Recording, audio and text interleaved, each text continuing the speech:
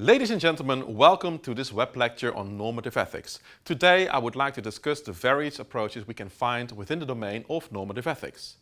In normative ethics we try to answer the fundamental question, what is right and what is wrong? We'll start from this scheme in which I subdivide normative ethics in two categories. In the first category we talk about ethics for people, and in the second category we talk about ethics from people.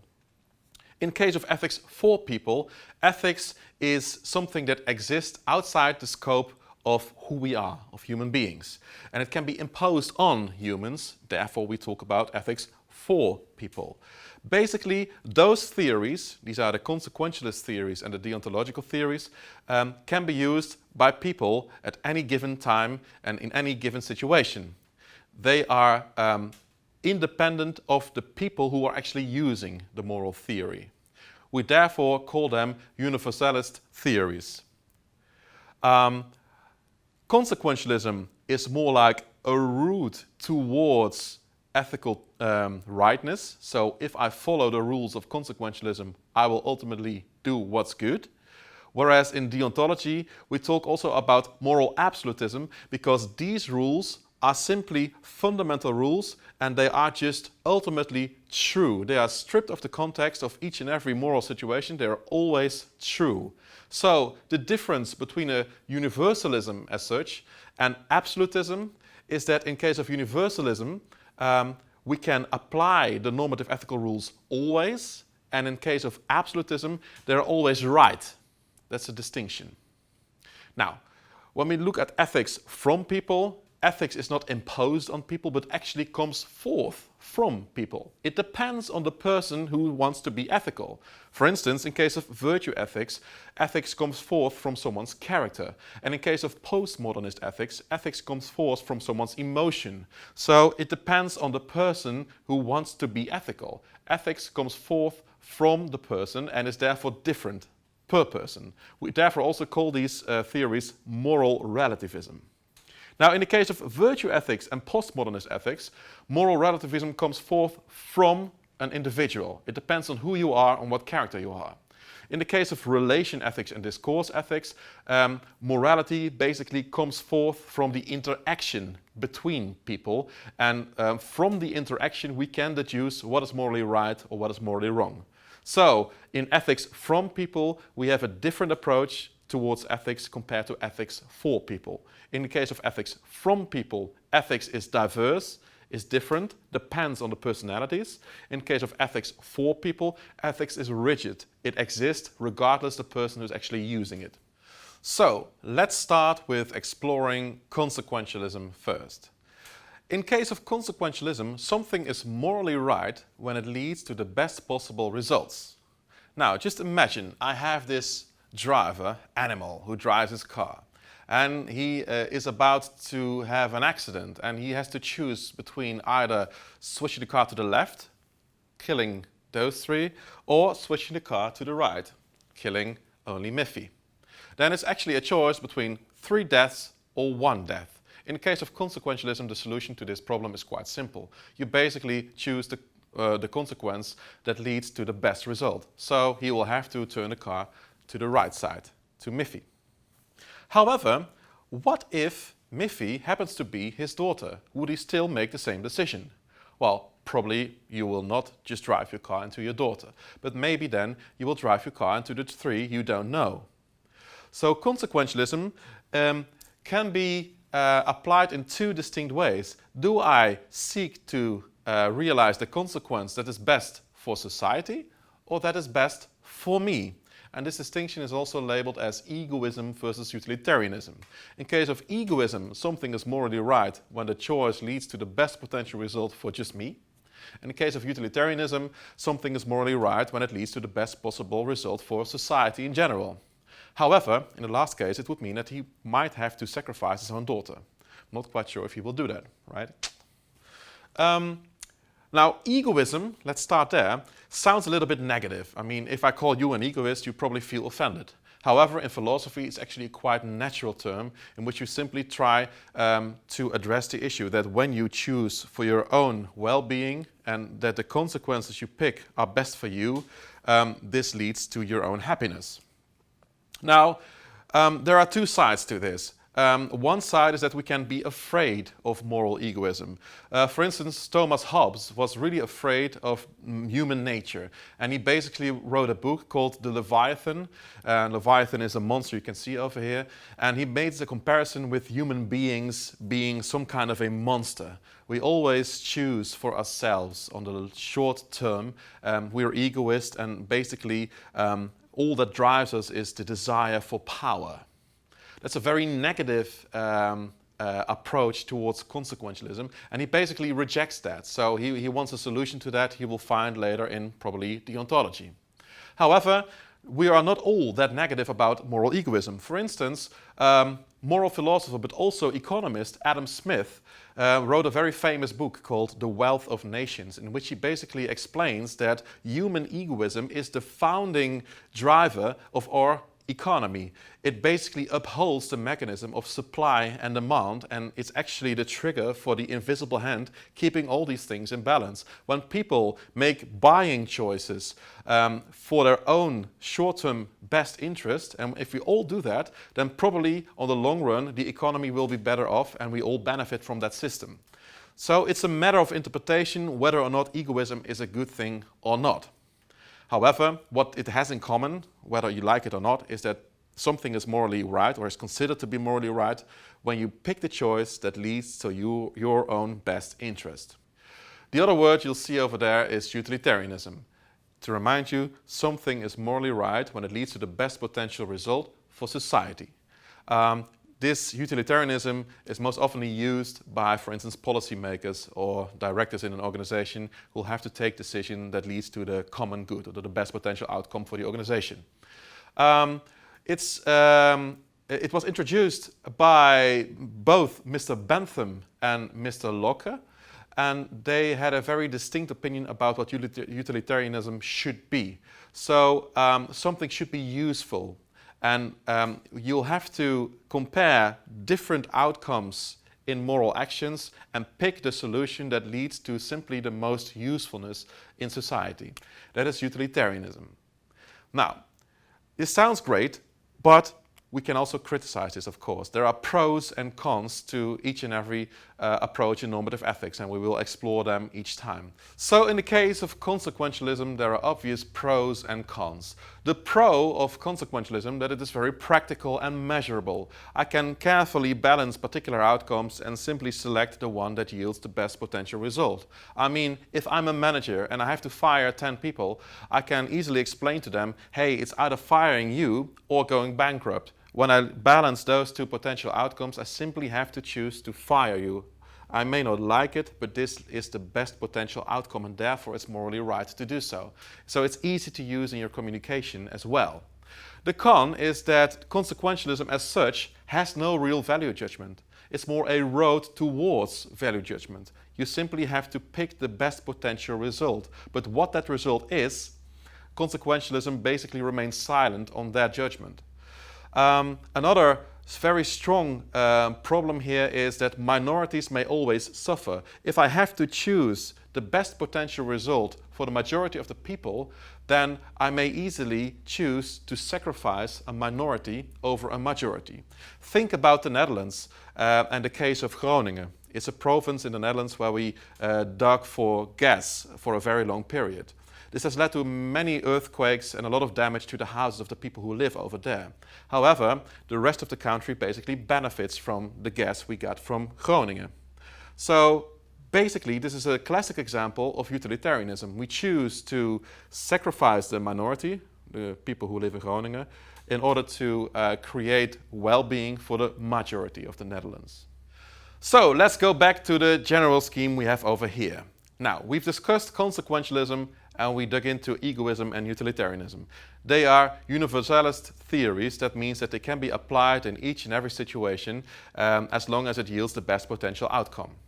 Now, deontology is really different compared to consequentialism. In case of deontology, it's not the outcome that counts, but instead it's the principle that counts. So in deontology, something is morally right when I stick to a principle regardless the outcome. in deontology, we often make a subdivision of three particular main types of deontology. We have first moral duties, second moral rights, and third the principle of equality. And I will now explain those three types of deontology into more detail. First, moral duties, or let's say the theory of Mr. Immanuel Kant with his categorical imperative. Immanuel Kant claims that all human beings have a moral duty to stick to his categorical imperative.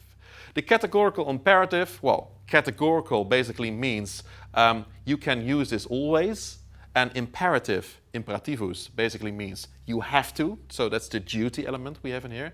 And it's basically a set of rules that all human beings should be able to use at all times in each and every situation to be able to act morally. Now, the main idea, the fundamental idea of the categorical imperative is this. Should your action be a universal law? And if the answer is yes, then your action is morally right. Well, that's quite a mouthful, and he narrowed this down to three, he called them maxims, three more specific rules we should stick to. And if we can all stick to all these three rules, then your action is considered to be morally right. Now, the first rule, freely translated, you can argue about this a little bit, is the principle of reciprocity. In the wordings of Kant, would you like your action to be a universal law? To put this in more popular wordings, it could be this. Treat the other person the way you want to be treated, if the situation would be reversed. So, if I see an angry-looking man, and I think to myself, maybe I should yell at him because he's an angry-looking man, maybe that's not a good idea, because I don't like the fact that people yell at me, so I should not yell at him. You see? So I apply the principle of reciprocity by treating the other person the way I would like to be treated if he would be me. Now, that's the first thing. And from this, naturally, we can deduce the second one. That is, human beings are a goal in itself and never a means to an end. So you should always treat people as a goal as such and never use people to realize something else. So when students are really nice to me around an exam period because they really want a high grade, then they do not treat me as a goal in itself, but they treat me as a means to an end. They treat me nicely because they want a high grade. They do not treat me nicely because they actually like me. You see? And basically, Immanuel Kant assumes that all human beings want to be treated as a goal in itself. So applying the principle of reciprocity here automatically leads to the second maxim, humans are a goal in itself. There's one last backup check, which is called the principle of universality, which is mainly intended to avoid the abuse of the principle of reciprocity. I mean, just imagine I like to hit animal because I would like to be hit by animal too, because I find it pleasurable when animal hits me. I love it to be hit, actually. Then I treat him the way I want to be treated. However, the principle of universality as such will dictate that this is still not a good idea, because in case of the principle of universality, I should ask myself the question, would all reasonable men consider this a universal law, something that in general is a good thing to do? And I think that also there I would have to conclude that if all people would hit all other people randomly because they like it, that's probably not a very fruitful society to live in, so maybe we should not do that. So all these three rules together are referred to as the categorical imperative designed by Immanuel Kant. Now, the obvious pro of moral duties is that it actually gives us direction in moral action, which is unlike consequentialism, which is more like a road towards moral action. The second thing is that according to the categorical imperative, also minorities are protected. I mean, treat the other person the way you want to be treated. If it's a minority, you also want to be treated with respect. So this is all taken care of. There are also cons, of course, which is this.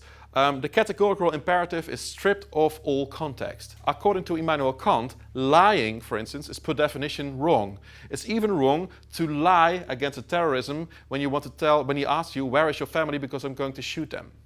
Well, that may be a little bit tricky.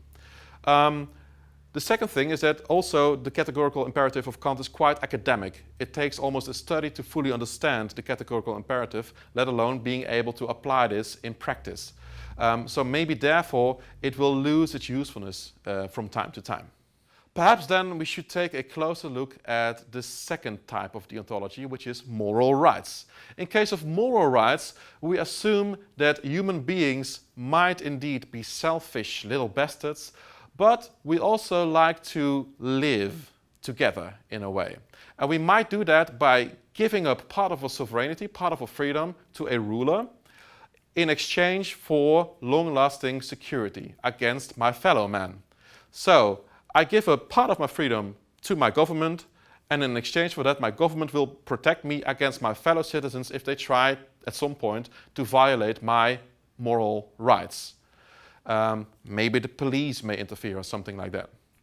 Now, the social contract thinking in this case, which was, by the way, invented by people like Montesquieu and Mr. Rousseau, has been the starting point for human rights thinking. Fundamental human rights could be a bottom line for moral behavior.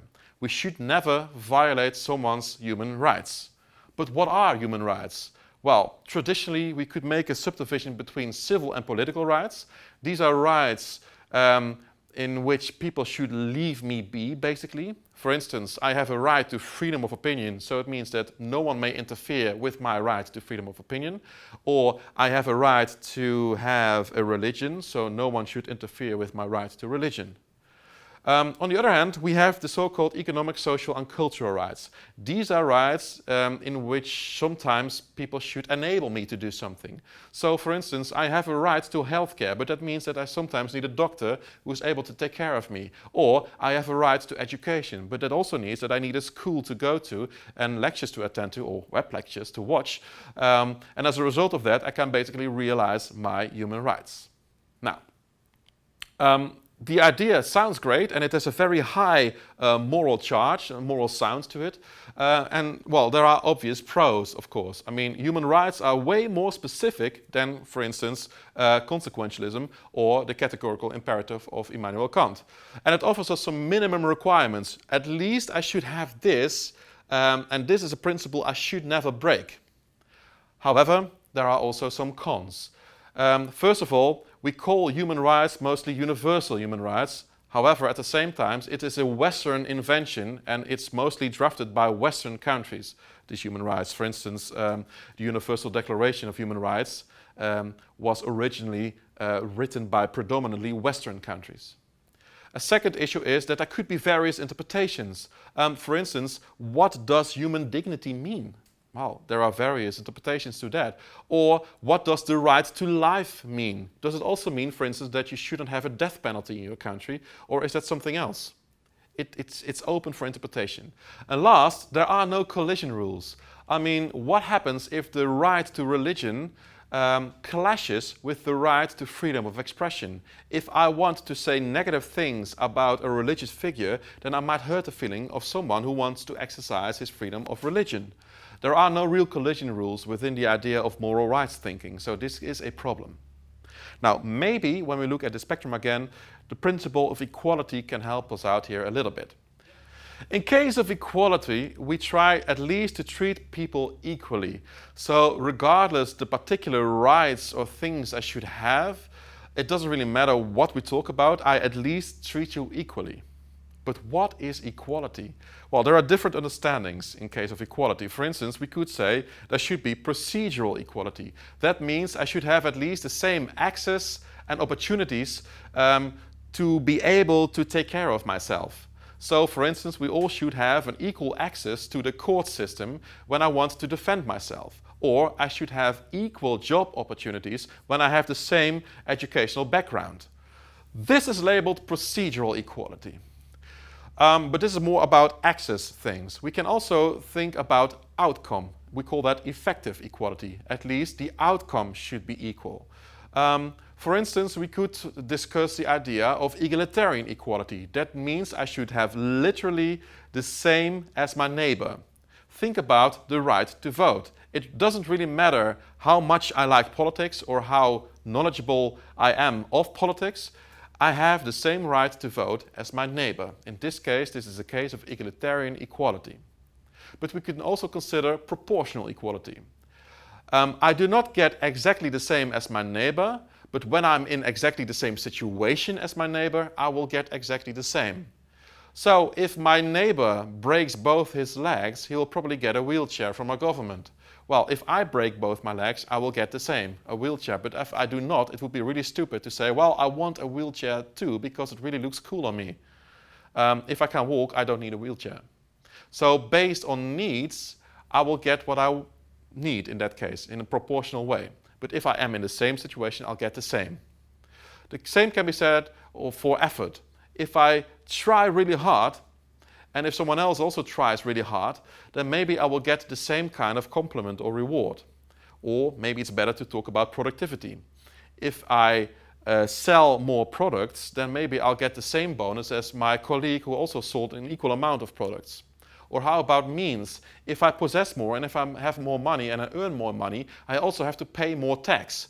But the other person who earns exactly the same amount of money should also pay exactly the same amount of tax. In those cases, equality is proportionally applied. And what we see in our daily lives is that we have a little bit of a need of procedural equality and proportional equality and egalitarian equality, depending on the particular issue we deal with. Now, the idea is that it is morally right to treat each other equally.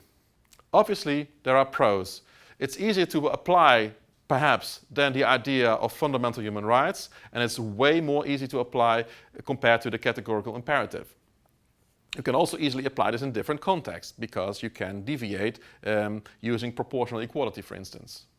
The obvious con is that it's sometimes really difficult to establish the true notion of proportional equality, because there are always arguments to say, well, my situation is slightly different compared to your situation, so there is always a reason to treat me differently than you. This makes it sometimes quite unpractical to apply, especially the proportional equality bit, that is. So we've explored ethics for people. We've seen that consequentialism and deontology can be used at any given time by all people who want to use it. They are universalist theories.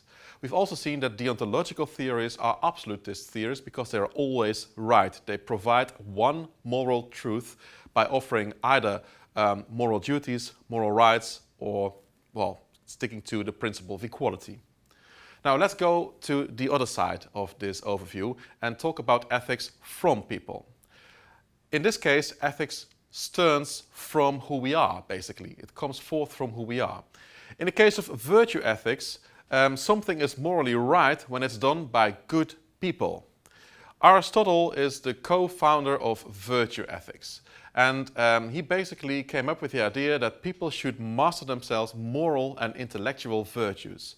In the case of moral virtues, people should find the golden mean between two extremes and dedicate their life in trying to fine-tune this all alongside their lives. So a man should not be a coward, a man should not be overconfident, but instead a man must be brave. That's the golden mean between two negative extremes.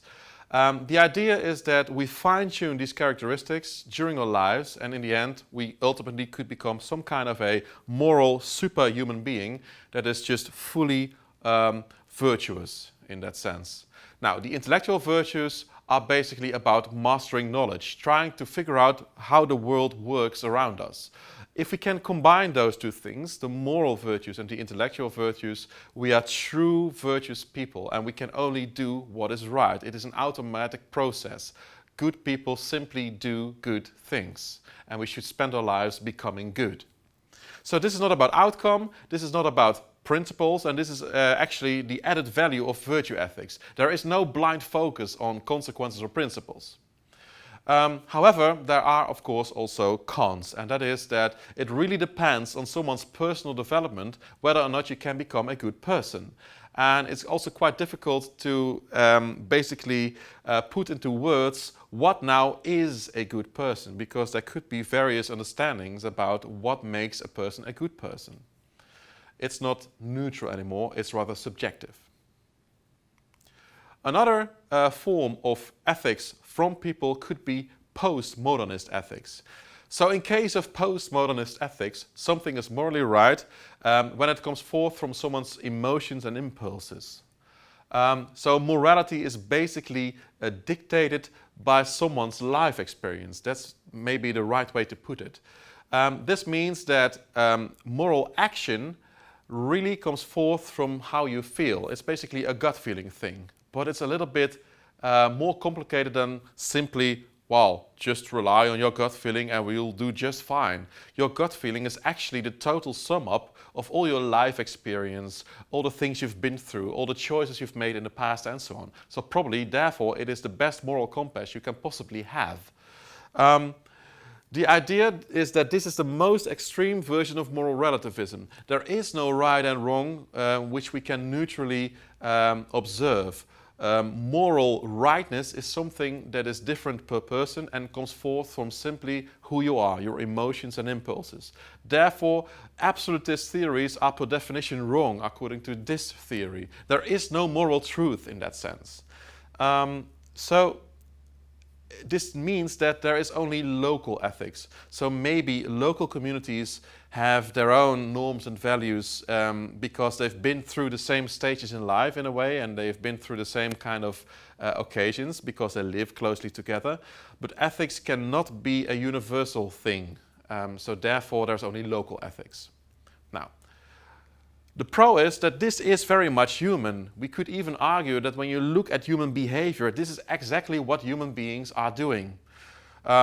This does not necessarily mean that this is what human beings should do, but this pretty much reflects reality. That's the big pro. The obvious con is that this is an extreme form of moral relativism.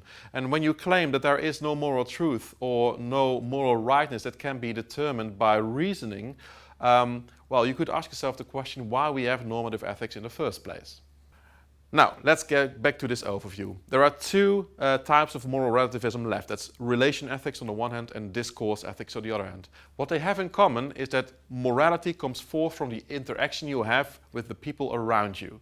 So it comes forth from your network, so to say. In the case of relation ethics, and one of the co-founders is Miss Gilligan. She is one of the first feminist ethicists we have. She wrote a wonderful book called In a Different Voice. And there you see that something is morally right when it leads to the continuous improvement with the relation with those around you. The idea is that you live in a web of people, in some kind of a network, and you cannot do this all alone. You need others around you. So from this, we can naturally deduce a certain duty of care towards those around you, and they should do the same towards you. And if we all do that, and if we all strengthen the relationship with the people around us, something is morally right. Morality is a result of that process, so to say. So this is all about relationship building. Now, this is at some point also the female voice, if you like, in ethics, because so far we predominantly saw male ethicists or philosophers, and this is the first female ethicist we see in this schedule. Therefore, it is sometimes called as feminist ethics. The obvious pro of relation ethics is that this is based on healthy networks and interdependency. So there is a kind of a peaceful, harmonious message to it, which is really nice. However, the con is that this also is very optimistic. It starts from a very optimistic view on human nature. And it assumes that we all want to have this duty of care towards the other. And I'm not quite sure if that is always the case. The other con could be that there are no real limits to what is ethical or what is not ethical. So if a group of people in a network decide that it's a very good idea to torture someone, then this could be, well, valid based on relation ethics. And I'm not quite sure if that is what we want to establish in the end. The last version of moral relativism we will discuss today is the famous discourse ethics. Discourse ethics was invented by Jürgen Habermas, the German philosopher. The idea is that he actually took the principle of universality, as we've seen with Immanuel Kant, he took that in a different context and tried to modify this to a more applied principle. And that is that if you have a moral dilemma, you should discuss this moral dilemma with those who are involved, so some kind of a stakeholder dialogue if you want. But this discussion should be a fair discourse, so it should be stripped of any hierarchical relationship, and all those who are participants of this discussion should have access to the same kind of knowledge about the situation at hand. So you're all equal, and you all know the same about the situation, and then you have a fair discourse. The result of that discourse is that you all agree, you consent to a certain solution to the moral dilemma, and if you all consent, then it makes it morally right. This consensus is basically an applied version of the principle of universality as invented by Immanuel Kant, if you like. But it now comes forth from the discourse you have with those who are involved in a particular moral dilemma. Well, the obvious pro is that there is a focus on problem solving. It's really practical, and that's a good thing. However, the con could be that the rules of the game do not always match reality. When you have a moral dilemma at work, there will always be a manager, and you can sit down and say, well, now we are stripped of all our hierarchical relationships, but I'm not quite sure if that really feels that way. So probably it's quite difficult to really apply the rules of the game as prescribed by Mr. Habermas. But, well, we'll see. So, to conclude, we've now discussed the most commonly known flavors in normative ethics. We've explored ethics for people, that's way more rigid, way more a fixed set of rules that can be applied. And we've explored ethics from people, that's way more flexible, really coming forth from human beings. All approaches towards normative ethics have their pros and have their cons, and I think there is no real right or wrong here, but it's really interesting to reflect on your own day-to-day behavior and see if you'll find elements in this spectrum you recognize in your own morality. Well, I hope this introduction was useful, and thank you very much for watching. Good luck with studying.